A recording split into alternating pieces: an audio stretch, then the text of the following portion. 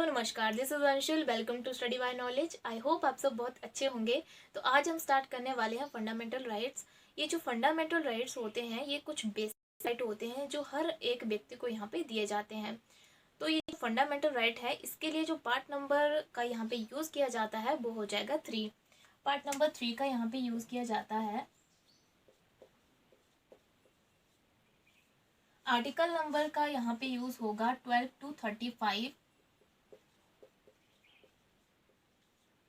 12 to 35 जो है वो फंडामेंटल राइट्स के लिए इन आर्टिकल का यहाँ पे यूज़ किया जाता है। और जो फंडामेंटल राइट है इसको कॉपी करा गया है यूएसए से। जो फंडामेंटल राइट है इसको हम मैग्ना कार्टा के नाम से भी जानते हैं, और जो मैग्ना कार्टा टर्म है इसको ब्रिटेन से कॉपी करा गया है।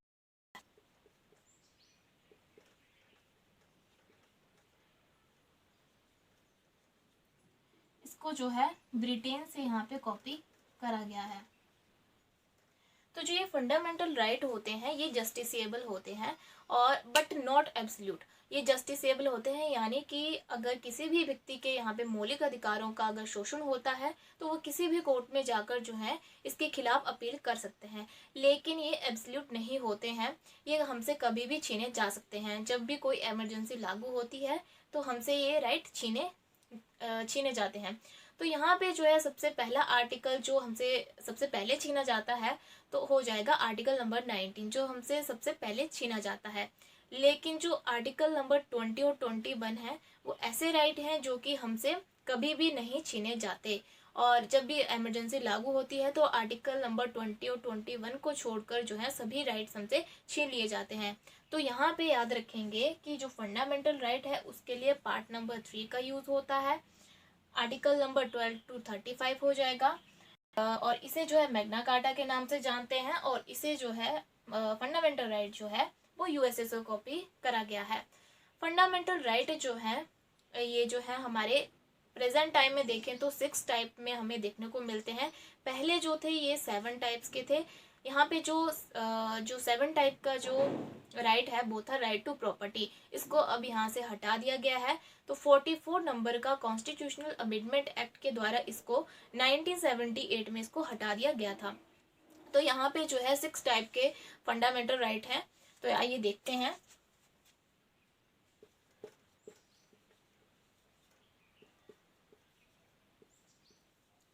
पहला कौन सा हो जाएगा, तो यहाँ पे जो है राइट टू 6 टाइप के कौन कौन से थे। राइट टू इक्वालिटी, समानता का अधिकार। दूसरा हो जाएगा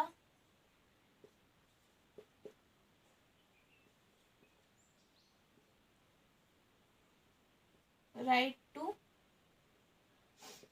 फ्रीडम। तीसरा हो जाएगा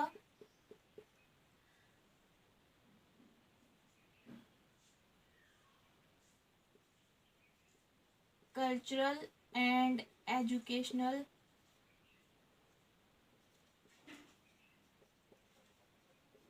राइट्स फॉर माइनॉरिटीज।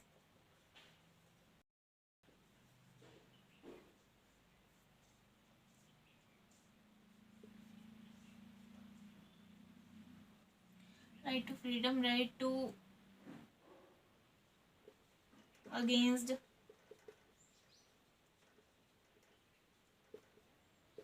एक्सप्लॉयटेशन,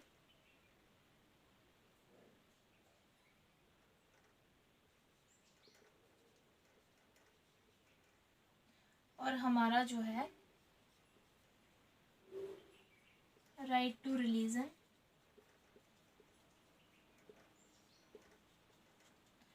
और कॉन्स्टिट्यूशनल रेमेडीज।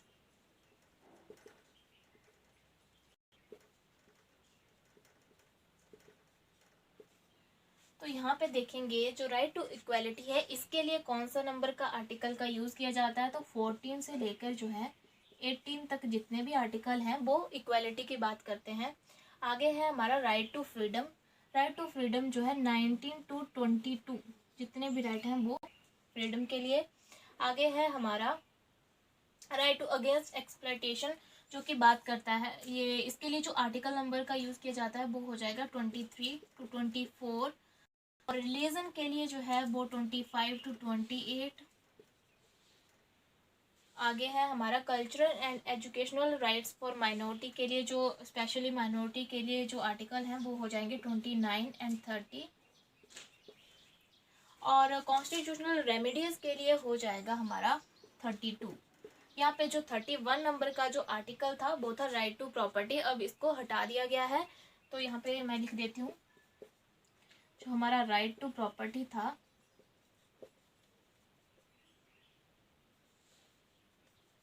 ये था 30 नंबर का आर्टिकल, अब इसको क्या कर दिया गया है, हटा दिया गया है। कौन से अमेंडमेंट के द्वारा, 44 नंबर का हो जाएगा। और कब इसको हटाया गया था, तो 1978 में इसको हटा दिया गया था। और अब ये कौन सा राइट बन गया है, ये एक लीगल राइट बन गया है, ठीक है। अब ये फंडामेंटल राइट नहीं है, तो इसको जो है लीगल राइट यहाँ पे बना दिया गया है। और यहाँ पे पूछा जाएगा कि कौन से नंबर का आर्टिकल हमें देखने को मिलेगा, तो ये 300A में हमें देखने को मिलता है। अगर यहाँ पे पूछा जाए कि किसके टाइम पे इसको हटा दिया गया था, तो मोरारजी देसाई के टाइम पे जो है इसको यहाँ पे हटा दिया गया था, ठीक है। तो इतना सा आप याद रखेंगे। आगे हम देखते हैं हमारे जो ये आर्टिकल हैं इनके ऊपर चलते हैं। तो सबसे पहले जो है हमारा है आर्टिकल नंबर 12। आज सबसे पहले हम आर्टिकल नंबर 12 और 13 को देख लेते हैं, उसके बाद हम जो ये हमारे फंडामेंटल राइट के जो ये टाइप्स हैं इनके ऊपर चलेंगे। तो आर्टिकल नंबर 12 क्या बोलता है, यहाँ बोला जाता है स्टेट के बारे में, ये बोलता है डेफिनेशन ऑफ स्टेट की यहाँ पे बात की गई है। तो एक और आर्टिकल हमें ऐसा मिलेगा जो कि यहाँ पे डेफिनेशन ऑफ स्टेट की जो डेफिनेशन उसकी बात करेगा, तो वो हो जाएगा हमारा 36 नंबर का आर्टिकल, जो हमें पार्ट नंबर 4 में देखने को मिलेगा। वो है हमारा डीपीएसपी के लिए। तो अगर डीपीएसपी के लिए अगर हमसे पूछा जाएगा, जो कि स्टेट के लिए अगर हमसे आर्टिकल पूछा जाएगा डीपीएसपी के लिए, तो वो हो जाएगा 36। और फंडामेंटल राइट के लिए अगर हमसे पूछा जाएगा तो वो हो जाएगा आर्टिकल नंबर 12 स्टेट के लिए, ठीक है। तो इतना सा आप याद रखेंगे। आगे है हमारा आर्टिकल नंबर 13। आर्टिकल नंबर 13 जो ये जो बोलता है कि अगर जैसे कि कोई स्टेट है, कोई कानून बनाती है, अगर वो कानून जो है वहाँ पे जो लोग रह रहे हैं उनके फंडामेंटल राइट को एक्सप्लॉइट करता है, उनका शोषण करता है, तो वो जो जो कानून बनाया गया है उसको मान्य नहीं माना जाएगा, वो मान्य नहीं होगा, ऐसा बोला गया है हमारा आर्टिकल नंबर 13 में। आगे हम चलेंगे राइट टू इक्वालिटी। तो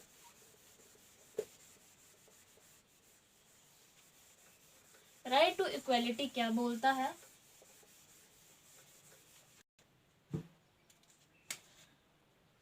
इक्वालिटी के लिए, राइट टू इक्वालिटी के लिए 14 to 18 जो है वो हमें आर्टिकल देखने को मिलेंगे। आर्टिकल नंबर 14 से स्टार्ट करते हैं। आर्टिकल नंबर 14 क्या बोलता है, तो यहाँ पे है rule before law and equal protection of law.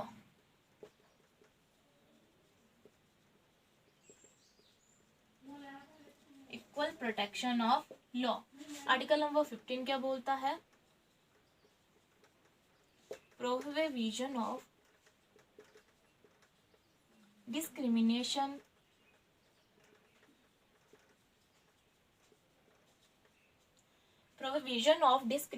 on the grounds of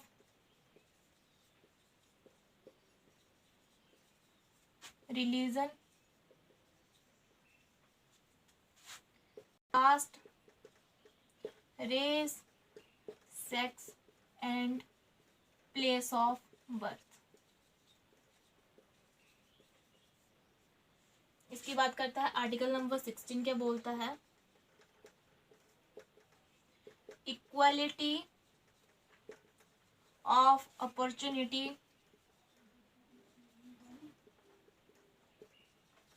in matter of public employment.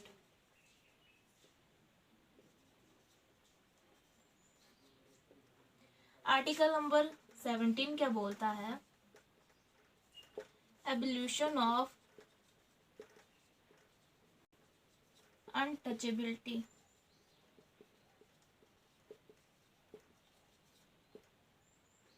और आर्टिकल नंबर 18 क्या बोलता है?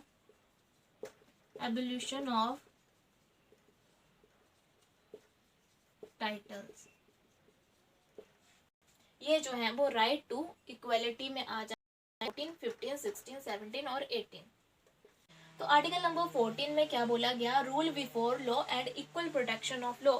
यहाँ पे बोला गया कि कानून के सामने जो है सभी एक बराबर है, एक समान है, चाहे वो कोई भी है, ठीक है, चाहे छोटा है बड़ा है कोई भी है, यहाँ पे सभी जो है वो यहाँ पे कानून की नज़र में एक समान है और कानून जो है वो सभी ट्रीट करेगा, इक्वली यहाँ पे ट्रीट करेगा। और यहाँ पे गया कि कानून का यहाँ पे दायित्व बन जाता है कि जो लोग वहाँ पे रह रहे हैं उनके फंडामेंटल राइट को जो है वो प्रोटेक्ट करे, उनकी रक्षा करे। तो यहाँ पे ऐसा बोला गया। लेकिन यहाँ पे मैंने बोला कि चाहे वो कोई भी है, अमीर है, गरीब है, छोटा है, बड़ा, कोई भी है, सभी जो है कानून की नज़र में एक बराबर है। लेकिन यहाँ पे कुछ एक्सेप्शंस भी हैं, जैसे कि हमारे पीएम हैं, प्रेसिडेंट हैं और स्टेट के जो गवर्नर हैं, तो यहाँ पे कुछ उनके लिए प्रिविलेजेस होते हैं और ये जो है वो किसी भी कोर्ट को जो है वो आंसरेबल नहीं होते हैं। किसी भी कोर्ट को ये आंसरेबल नहीं होंगे कि इन्होंने किस तरह से काम किया है, क्या क्या इनके द्वारा काम किए गए हैं। तो इनके ऊपर जो है वो यहाँ पे कोई भी जो है कार्य, मतलब ये किसी भी कोर्ट को जवाबदेह नहीं होते हैं। यानी कि अगर इन्होंने जैसे कि क्रिमिनल फील्ड में अगर कोई काम किया है तो इनके ऊपर जो है वो कोई भी कार्रवाई नहीं की जा सकती, क्योंकि जब तक ये अपने पोस्ट पर रहते हैं तब तक इनके ऊपर कोई भी कार्रवाई नहीं की जा सकती। तो यहाँ पे याद रखेंगे कि इनके लिए कुछ यहाँ पे एक्सेप्शंस हैं। आगे है आर्टिकल नंबर 15 जो कि बोलता है prohibition of discrimination on the grounds of religion, caste, race, sex and place of birth. यानी कि किसी मतलब इनके आधार पर जो है वो किसी के साथ कोई भी भेदभाव नहीं किया जाएगा। किसके आधार पर? जैसे कि लिंग, जाति, धर्म, फिर जन्म स्थान और वंश के आधार पर जो है किसी के साथ भी कोई भी भेदभाव नहीं किया जाएगा। यहाँ पे बोला गया है आर्टिकल नंबर 15 में। आगे है आर्टिकल नंबर 16। यहाँ पे बोला है equality of opportunity in matter of public employment. ये जॉब के सेक्शन के बारे में है कि हर एक व्यक्ति जो है वो यहाँ पे अप्लाई कर सकता है, गवर्नमेंट जॉब के लिए अप्लाई कर सकता है।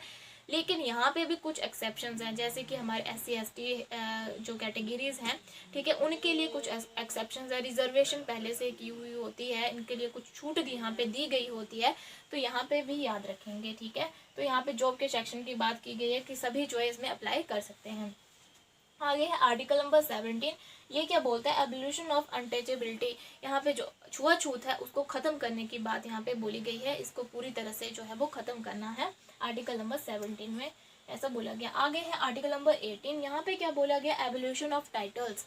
देखिए टाइटल से मतलब ये है कि अगर जैसे कोई व्यक्ति है, अगर किसी व्यक्ति को जैसे कि किसी भी अवार्ड जो है वो यहाँ पे सम्मानित किया जाता है, जैसे कि मेजर ध्यानचंद अवार्ड है, ठीक है, आगे पद्म भूषण अवार्ड है, तो अगर किसी भी व्यक्ति को यहाँ पे ऐसे सम्मानित किया जाता है तो वो अपने नाम के आगे जो है वो इन टाइटल्स को नहीं लगा सकता। और जैसे कि सूबेदार हो गए वगैरह, ये सारे जो है ये जो है वो अपने नाम के आगे जो है इन टाइटल्स को नहीं लगा सकते, इनको भी ख़त्म करना है। जो ये टाइटल्स हैं इनको ख़त्म करने की बात यहाँ पे बोली गई है आर्टिकल नंबर 18 में। एक बार फिर से देखेंगे, आर्टिकल नंबर 14 जो है वो बोलता है कि कानून की नज़र में जो है क्या है, सब एक समान है, कानून से ऊपर कोई भी नहीं है, लेकिन यहाँ पे कुछ एक्सेप्शंस है, ठीक है।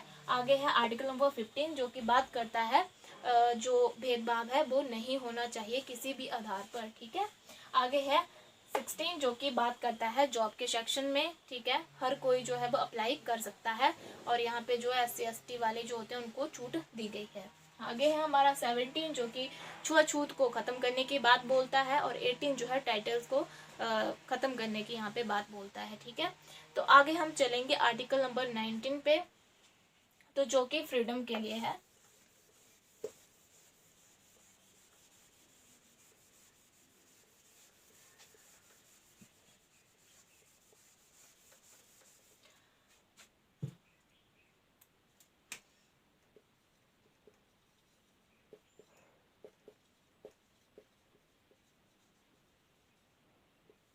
Right to freedom. तो जो राइट टू फ्रीडम है, ये भी जो फ्रीडम है हमारे 6 नंबर की जो फ्रीडम्स हैं वो हो जाएंगी। देखिए जो 19A है वो क्या बोलता है, इसके लिए जो आर्टिकल नंबर का यूज़ किया जाता है वो 19 to 22 हो जाएगा। तो जो 19A है वो क्या बोलता है, right to freedom of speech and expression. ठीक है, आगे है 19B। 19B क्या बोलता है, 19B जो है वो बोलता है कि हमें जो है अधिकार है कि हम जो है शांतिपूर्वक कहीं भी इकट्ठा हो सकते हैं। तो राइट टू फ्रीडम,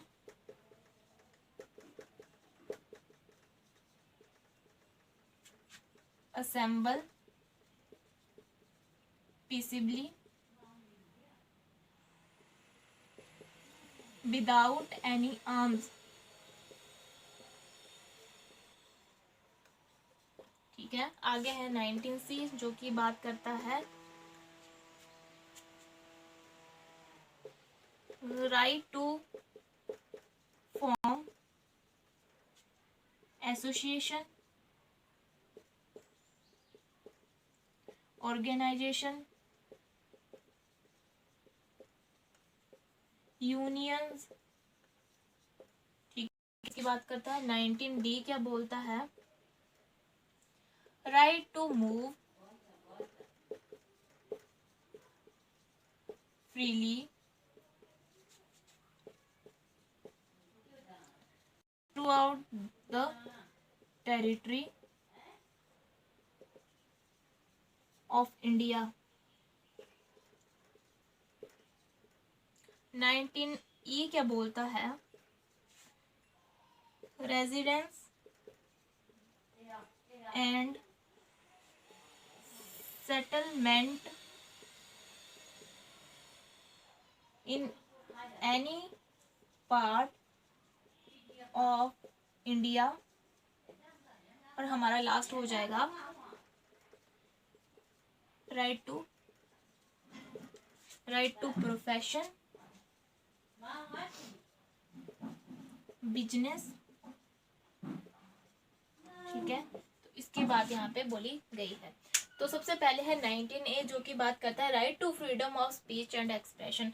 हम जो है कहीं भी जो है वो अपने विचार जो है वो रख सकते हैं और उसको एक्सप्रेस कर सकते हैं। ठीक है, तो यहाँ पे 19A में ये बोला गया है। आगे है 19B, right to freedom assemble peaceably without any arms.